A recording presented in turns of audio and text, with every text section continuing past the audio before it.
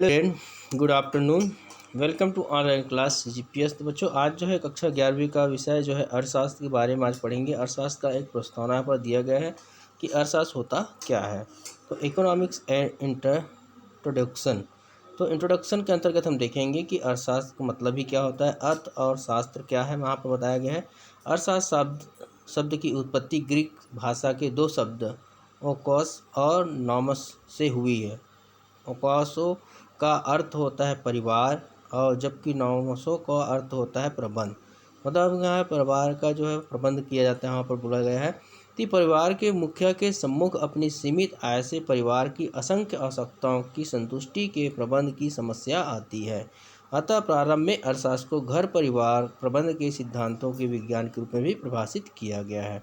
तो समझ आया बच्चों यहाँ पर सबको कि अगला है जो दिया गया यहाँ पर अर्थशास्त्र की अवधारणा। अर्थशास्त्र की अवधारणा को मुख्य दो वर्गों में विभाजित किया गया है। पहला है प्राच्य भारतीय और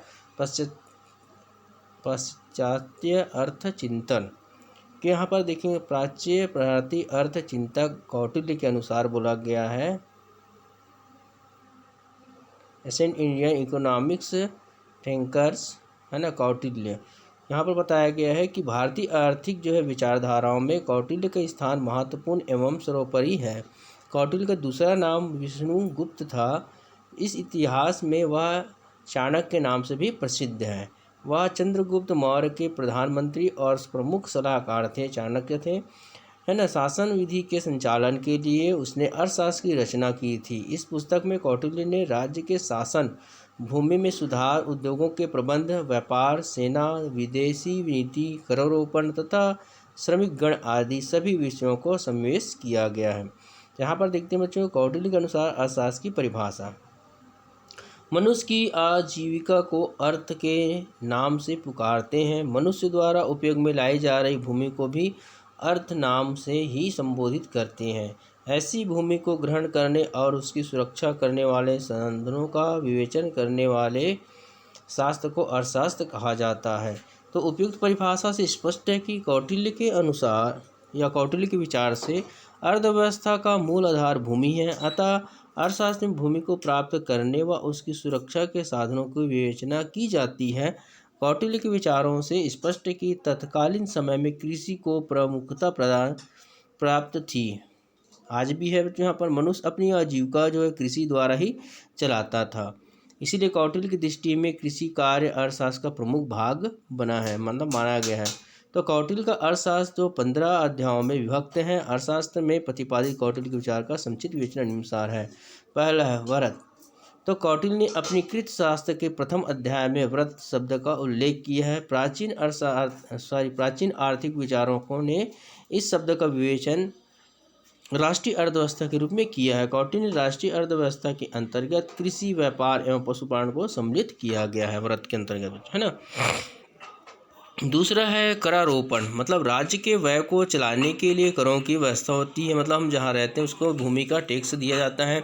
तो भूमि जो है, भूमि कर कृषि के उत्पादन का 6वां भाग होना चाहिए। बाहर से आने वाले माल पर आयात कर तथा चुंगी कर की व्यवस्था होती है। देश में उत्पादित हुए वस्तुओं पर कर, पथकर, वनों के प्रयोग पर कर का आदेश है। राज्य द्वारा जो है किए जाने वाले आय एवं व्यय की सीमा निश्चित करने के संबंध में मत था कि राज्य द्वारा किए जाने वाला व्यय उसकी आय के अनुरूप होनी चाहिए। अगला है श्रम कल्याण। मतलब श्रम कल्याण के संबंध में कौटिल्य का मत था कि श्रमिकों के परिश्रम की दरें समय, स्थान एवं दशाओं को ध्यान में रखकर निश्चित की जानी चाहिए। मतलब वो क्या कार्य कर रहा है, उनका स्थान कहाँ पर है, उसके आधार पर उसका श्रम का निदान किया जाना चाहिए।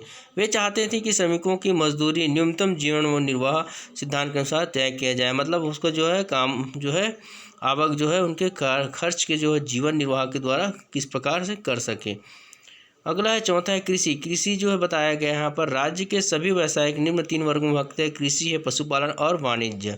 तो हम देखो कृषि कार्य के अंतर्गत पशु के अंतर्गत हम देखते हैं पशुपालन किया जाता है। वाणिज्य जो है व्यापार के अंतर्गत शामिल होता है बच्चों। इसमें कृषि सबसे महत्वपूर्ण है। कृषि के सुधार के लिए राजा को, है ना, बेकार भूमि पर किसानों को बसाना चाहिए। इसका अर्थ है नवीन भूमि पर खेती से है।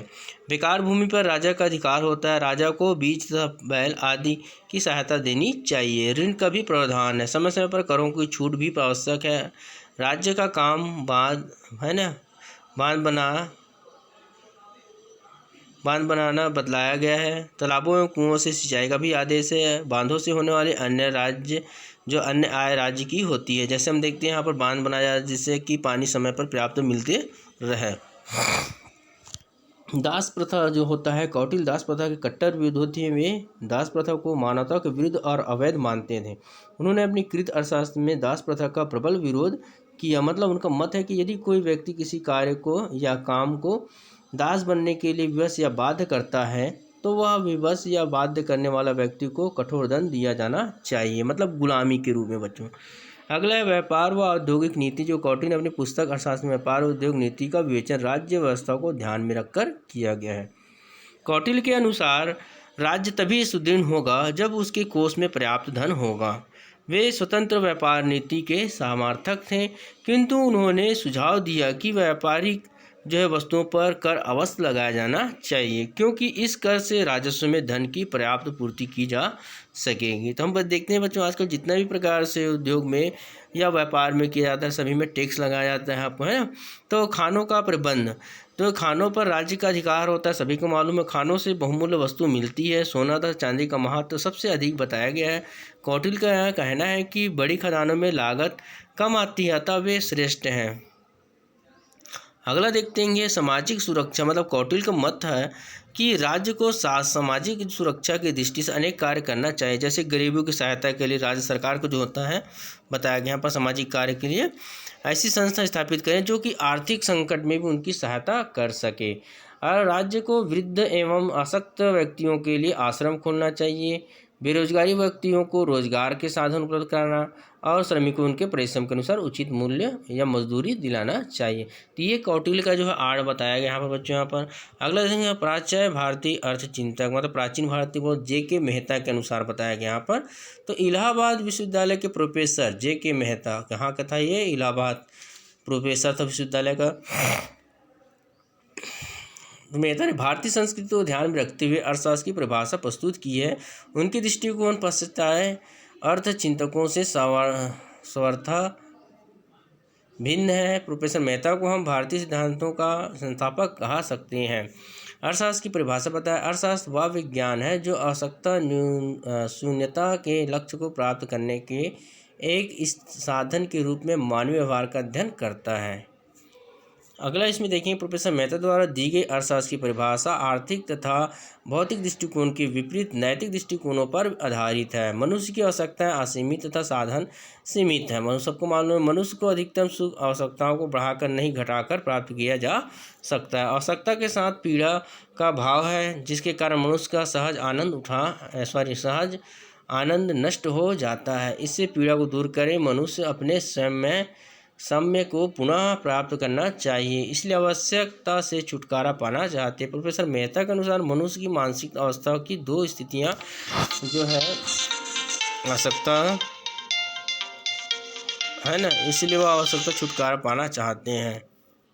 तो इस प्रकार बताया गया प्रोफेसर मेहता मनुष्य की मानसिक अवस्था की दो स्थिति हुई करती है, असंतुलन या असम्य की अवस्था तथा सम्य की अवस्था जो होता है यहाँ पर बताया गया बच्चों। यहाँ पर